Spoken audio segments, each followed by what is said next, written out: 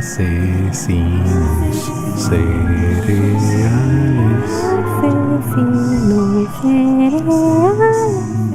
Asesinos cereales. Asesinos seriales. Un podcast by Pan de Muerto Podcast. Este es el Pan de Muerto Podcast, donde el terror sabe mejor. El único pan con 0 calorías y 100% de sugestión. Las almas en pena con pan son buenas. Y si aún no tienen su pan favorito, pausen el episodio y vayan por uno para ustedes. Y disfruten de esta nueva sección en el Pan de Muerto Podcast. Advertencia.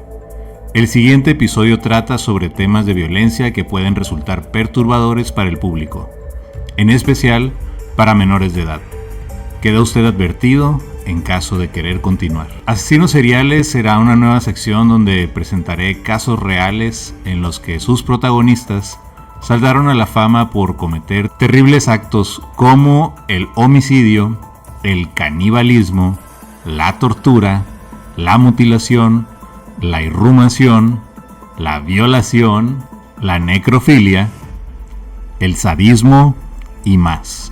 Ya sea por saciar sus más bajos impulsos, su falta de autocontrol y seguramente una serie de factores biológicos como una amígdala mucho más pequeña que el resto, trastornos psicológicos, abusos en la infancia y los más comunes, golpes en la cabeza. Factores que llevaron a esos individuos a cometer sus terribles crímenes de manera organizada o desorganizada. Quédense conmigo entonces para escuchar estas historias, que ahora serán parte de ustedes. El término de asesino en serie fue acuñado en los años 70 por Robert Ressler, el cual trabajó por 20 años al servicio de la Agencia Federal de Inteligencia de los Estados Unidos, mejor conocida como el FBI, y fue profesor de la Escuela de Criminología de este organismo. Sus trabajos de investigación, así como los de su compañero John Douglas, fueron la base para crear la serie de Netflix que lleva por nombre Mindhunter. Y antes de comenzar a narrarle la historia de Ted Bundy, de John Wayne Gacy o de Jeffrey Dahmer, entre otros cientos de personajes de estos nuevos episodios del podcast y sus terribles crímenes, considero que es necesario entender qué es un asesino en serie. La definición más aceptada es que se trata de una persona que comete 3 o más asesinatos en un periodo de tiempo relativamente corto. La mayoría resultan ser psicópatas, y por psicópata me refiero a un individuo con falta de empatía, falta de conciencia, falta de control sobre sus propias acciones y una prevalencia de actitudes manipuladoras. En la mayoría de los casos aparentan un estado de normalidad para contener a su verdadero yo, ese que tiene sed de sangre y hambre de muerte. Si hablamos del pasado de estos individuos, encontraremos que en la mayoría de los casos hubo algún tipo de abuso, ya sea sexual, físico o psicológico, sobre todo en la infancia. Vienen de hogares destrozados, divorcios, la muerte de uno de los padres, la madre era prostituta, el padre era un alcohólico, o bien todas las anteriores. Todo este combo termina por convertir a esos individuos en seres que les cuesta adaptarse a la sociedad, principalmente por sentirse rechazados o inferiores a los demás. Esta situación no mejora con la adultez. Van acumulando más odio y perversiones, por lo que sus crímenes se convierten en una válvula de escape, una forma de compensar ese vacío que no pueden llenar. Obtienen un sentimiento de poder y de venganza al cometer sus crímenes. Sus objetivos favoritos son grupos sociales vulnerables, como las personas de color, los homosexuales o las prostitutas, dependiendo de las circunstancias. Pueden igual atacar a una mujer que a un niño o a un anciano. Son depredadores, pues pueden perseguir a sus víctimas, o bien sus víctimas corrieron con la mala fortuna de estar en el peor lugar y en el peor momento. Pese a ello, su motivación no es económica. A diferencia de los matones a sueldo, Lo económico para estos psicópatas se vuelve más bien una justificación para seguir cometiendo sus crímenes. Leí el caso, por mencionar un ejemplo, de un asesino que en tiempos de recesión llevaba a sus víctimas a su casa, los asesinaba, les quitaba sus pertenencias y procesaba su carne para vendérselas en un precio económico a las personas de su comunidad, pues la pobreza en la que vivían en esas fechas no les permitía a la mayoría de las familias darse el lujo de comer carne. Este asesino alegaba que sus crímenes buscaban cubrir su necesidad económica, pero el hecho de cometer tantos asesinatos respondía directamente a su gusto por matar. Regresando a los asesinos en serie, la mayoría presenta un cuadro de fantasías recurrentes. Estas fantasías comienzan a tomar forma en la adolescencia, es decir, sueñan estando despiertos. En estas fantasías se ven a sí mismos sometiendo a otros, amarrándolos para torturarlos, desprendiendo la carne de los cadáveres para poder cocinarla. En algunos casos, los asesinos dicen escuchar voces, o haber sido instruidos por algún tipo de entidad maligna, ya sean demonios o el propio Satanás. Muchos asesinos en el fondo desean ser atrapados. Sienten que de no ser así, no van a detenerse jamás. Una vez que comienzan a desarrollar este tipo de pensamientos, optan por dos métodos para darse a notar. Mediante la expresión escrita o gráfica, es decir, les gusta plasmar sus fantasías en un contexto tangible. En la antigüedad enviaban cartas o dejaban notas. En la actualidad entran a Facebook o envían correos electrónicos. El número 2 sería mediante el placer de observar descripciones gráficas o escritas de actos de naturaleza semejante, como violaciones, tortura, sadismo, etc. O bien, simplemente regresan al lugar donde cometieron sus crímenes y reviven paso a paso el asesinato. Por así decirlo, controla a la bestia. No la deja satisfecha, pero les ayuda a pasar tiempo sin cometer otro crimen. Recordemos que este grupo de asesinos ya no quieren cometer más crímenes, pero tampoco pueden abstenerse para siempre. En 1963, el psiquiatra J.M. McDonald señaló que existe una triada, la famosa triada McDonald, y no estoy hablando del lugar de las hamburguesas. La triada McDonald se utiliza para identificar individuos que pueden convertirse en asesinos seriales con el paso del tiempo. Y para que esta se cumpla hay tres condiciones.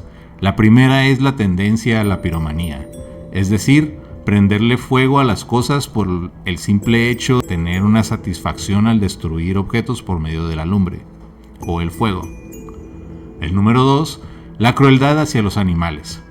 Es importante recalcar que aun cuando muchos niños disfrutan de esta clase de actividades, por ejemplo, desprender las patas de las arañas o en mi caso, abriendo lagartijas para ver qué tenían por dentro, el verdadero psicópata prefiere realizar estas actividades a solas. Y al ir creciendo prefieren centrarse en animales más grandes como podrían ser perros o gatos, por mencionar un ejemplo. La condición número 3 es la tendencia a mojar la cama, mejor conocido como orinarse, mearse o hacerse pipí, más allá de las edades en las que esto se consideraría normal. Por ejemplo, si te sigues meando después de los 15 años, pues cumples ya con este requisito. Esta famosa tríada siempre ha estado en polémica. Hay quienes están de acuerdo con ella y quienes consideran que no tiene relación alguna. Sobre todo si tomamos en cuenta que la mayoría de los asesinos terminan siendo capturados y presentados ante un juez. ¿Y a qué voy con todo esto? Lo que pasa es que cuando entramos en materia legal, la tríada puede hacer una diferencia importante en una condena. Por ejemplo, en la pena de muerte o una cadena perpetua. De pasar 50 años preso a solo la mitad. ¿Por qué? Porque el acusado puede hacer referencia a la tríada, además de hablar sobre las experiencias traumáticas o la predisposición genética ante el jurado, y así buscar una sentencia menor. El primer asesino serial del cual se documentó en la historia es Liu Pengli, primo del emperador Jing de la dinastía Han en China. Liu Pengli fue nombrado gobernador de la provincia de Jidong. alrededor del año 144 antes de nuestra era. De acuerdo al historiador Sima Qian, solía organizar expediciones secretas, acompañado de algunos esclavos o súbditos, en las que asesinaba indiscriminadamente para adueñarse de las propiedades de sus víctimas, llevando esto a cabo por un espacio de 29 años. Finalmente, el hijo de una de sus víctimas le reportó con el emperador, quien le mandó llamar y le sometió a juicio. Al saberse que el número de sus víctimas ascendía a por lo menos 100 personas, se pidió su ejecución. No obstante, la mediación de su primo le permitió continuar con vida, siendo denigrado a la categoría de plebeyo y siendo desterrado del pueblo. Otros célebres asesinos seriales de tiempos antiguos han sido Gilles de Rais, Elizabeth Bathory, Eusebius Piediagnel, Vlad Tepes y uno de los más famosos, Jack el Destripador. Algunos antropólogos creen que el origen de leyendas como la del hombre lobo, los vampiros, los trolls, etc., son proyecciones del imaginario colectivo. Una manera de contar una historia o explicar los terribles actos cometidos por un asesino serial. Asesinos seriales hay por todo el mundo. Pero si me lo preguntan a mí, el hecho de que muchos de los más notorios sean estadounidenses es simplemente porque sus crímenes fueron documentados. Salieron en los periódicos, en la televisión, hay libros, entrevistas, etc. Cosa que en otras partes del mundo no suceden, por lo que sus historias se fueron perdiendo con el paso del tiempo. Actualmente, el FBI es la autoridad más respetada en cuanto a la clasificación y estudio de estos individuos. Según sus lineamientos, se pueden distinguir dos tipos de asesinos. El primero es el tipo organizado. Se trata de personas con un IQ elevado, entre 105 o 120 o más. Ellos planean sus crímenes y para esto pueden esperar el tiempo que sea necesario. Días, semanas, meses, etc. Por lo regular recurren al rapto para llevar estos crímenes a cabo. Son cuidadosos a la hora de disponer de los cadáveres. Se aprovechan de la curiosidad de las personas o buscan dar lástima para que los auxilien. Conocen bien qué grupos son vulnerables en su comunidad. Por ejemplo, los homosexuales, las prostitutas o las minorías raciales. Prefieren tener el control sobre la escena del crimen. Conocen de ciencias forenses, lo que los vuelve difíciles de rastrear, o los cadáveres que dejan son más difíciles de ser encontrados. Están al pendiente de las noticias, pues para muchos de ellos el reconocimiento público es muy importante. Socialmente suelen llevar vidas normales con familias y amigos. Estos suelen describirlos como buenas personas, agradables e incapaces de matar ni siquiera a una mosca. Suelen encubrir sus crímenes con notas suicidas falsas, mensajes en donde se hacen ellos pasar por la víctima, contactan a sus familiares y les dicen que están bien, que no se preocupen o que no los busquen más. Los asesinos desorganizados, vamos a considerar en ellos que su IQ está entre el 85 y 95 puntos. Sus crímenes son impulsivos, por lo regular no se preocupan de deshacerse de los cadáveres. Frecuentemente dejan rastros de ADN en la escena del crimen. Suelen atacar de forma rápida y a esto le sigue algún tipo de ritual, como la necrofilia, el desmembramiento o el canibalismo. Su necesidad de estar siempre en movimiento les hace ser difíciles de capturar. Son socialmente introvertidos y suelen tener un historial de problemas mentales o bien de actitudes excéntricas e inadecuadas. Y no se preocupan mucho del seguimiento de sus asesinatos. Ahora, ¿qué puede motivar a una persona a convertirse en un asesino serial? Bueno, hay varias motivaciones. Por ejemplo, son visionarios. Suelen efectuar sus asesinatos como una forma de evitar algún mal o de prevenir una catástrofe. Por ejemplo, el Una Bomber pensaba que la tecnología terminaría controlando al mundo y por lo tanto empezó a mandar bombas por correo a universidades, a personas influyentes, aeropuertos y demás. pues creía que solo así podría detener el avance de la tecnología. Otro caso es el de Herbert Mullin, un chaparrito que vivió en los años 70 en California, era esquizofrénico y escuchaba voces que le pedían que asesinara a personas o de lo contrario habría un terremoto como nunca antes se había visto. En este grupo también se incluyen aquellos a los que una entidad, un espíritu o un demonio les pide que asesinen, o en la escena del crimen dejan marcas satánicas como si de algún tipo de ofrenda al diablo se tratara. Y aquí puedo recordar a personajes siniestros como Richard Ramírez o David Berkowitz. Los misioneros. En el caso de los misioneros, sus crímenes van dirigidos hacia un determinado grupo social, ya que al eliminar a dicho grupo, la sociedad se verá beneficiada. Por lo regular, se trata de minorías o de grupos segregados, dígase vagabundos, los pobres, o como ya se mencionó, a los homosexuales o a las prostitutas. 3. Del tipo hedonistas. Matan por el simple placer de hacerlo, como una especie de adicción. Muchos de los hedonistas no disfrutan el momento antes o después del asesinato, es decir, no les gusta acechar o tratar de convencer a sus víctimas de que se vayan con ellos, tampoco disfrutan de deshacerse de los cadáveres, solo quieren matar. Y en muchas ocasiones el matar les produce un placer hasta sexual. Por ejemplo, en el caso de Andrés Chikatilo, el cual pensó que era impotente, pero lograba eyacular al momento de acuchillar o asfixiar a sus víctimas. Este es el tipo de asesino que regresa a la escena del crimen para revivir ese momento. Hasta cierto punto esto les ayuda a controlarse durante un tiempo. Pueden pasar meses o años en buscarse a una nueva víctima. Hay un grupo aún más pequeño de asesinos de este tipo, los cuales aman la compañía de los muertos. Matan para no sentirse solos, pero la descomposición de los mismos es un problema. Problema que los lleva a reemplazar al que ya tienen. O también los que buscan sangre, ya sea para ingerirla como Richard Chase o bañarse en ella como Elizabeth Bathory. Para ellos el asesinar es solo una manera de obtener el preciado líquido color carmesí, por obtener riqueza o bienes materiales.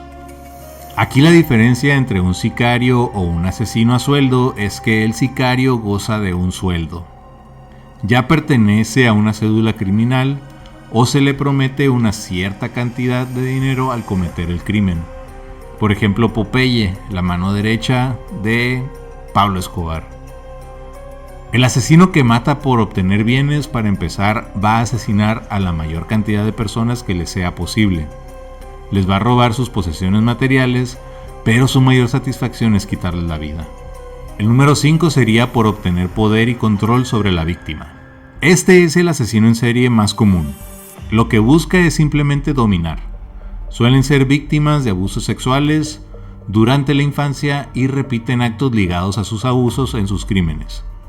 Muchas veces, después de asesinar, un sentimiento de culpa los corroe por dentro. El placer de sentirse poderosos, de escuchar a sus víctimas suplicar y rogar, es tan fuerte que los lleva a buscar una nueva presa. En este tipo entra Dennis Rader o Ted Bundy. Para cerrar con este episodio, quiero dejar en claro que los asesinos son seres detestables, son una escoria de la sociedad.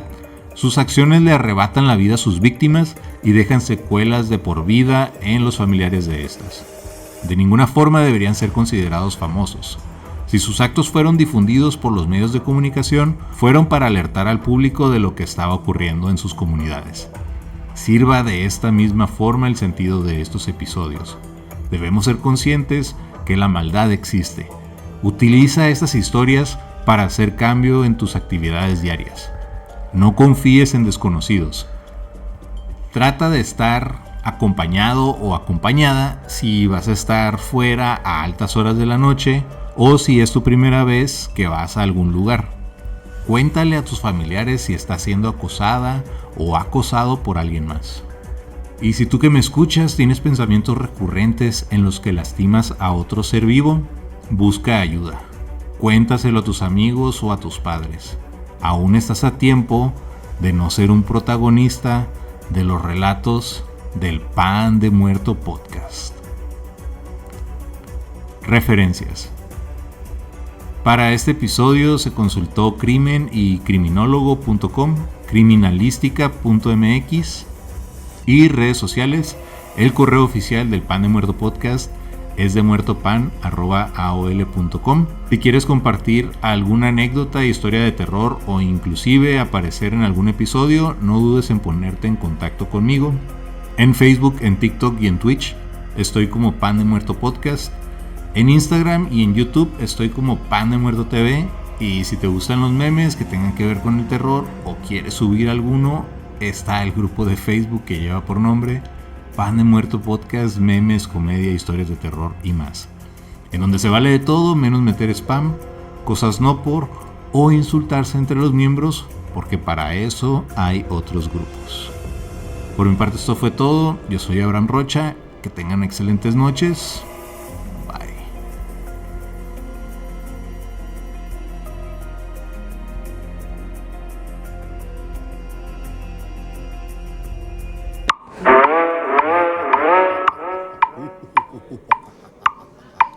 A ver, pues ahí va.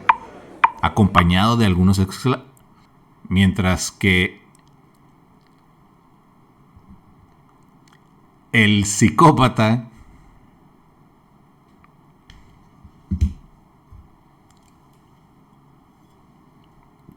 tienden a ser tachados de locos. Así es como tenía que ser. Están medio difíciles de pronunciar esos nombres. Gilles Derrat, Elizabeth Bathory, Eusebius Pleigdaniel, evitar ser rastreados, o lo que les permite ser más difíciles de rastrear, y a sus cadáveres